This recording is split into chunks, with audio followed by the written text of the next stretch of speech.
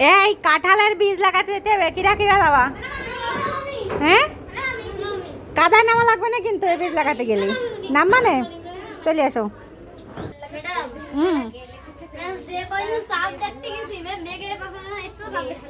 তাই মেঘ চলে যাক, তারপরে চাঁদ দেখা যাবে না, তখন ভালো করে দেখে নে।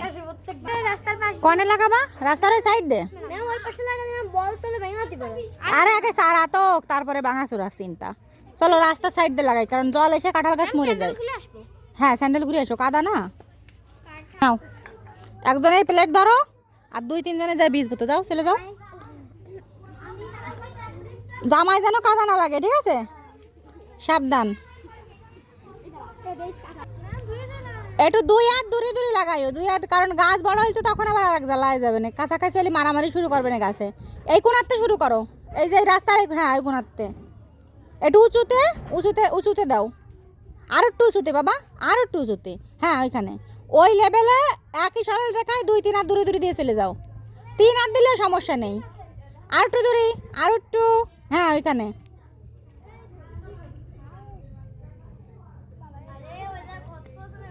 কাঁঠালের বীজ রোপণ চলছে। গাছ হবে কিনা তা জানি না, গরু বাছুরে তো খেয়ে যাবেই, তারপরেও চেষ্টা করতে হবে, তাই তো? একটা গাছ বাঁচলেও আমাদের লাভ। হ্যাঁ, একটা যদি বাঁচে তাতেও আমাদের লাভ। আর অন্তত চারা তো গজাক, তারপরে দরকার অন্য জায়গায় নিয়ে আমরা রোপণ করে দিবানি। এই কাঁঠালটা কিন্তু খুব টেস্টি।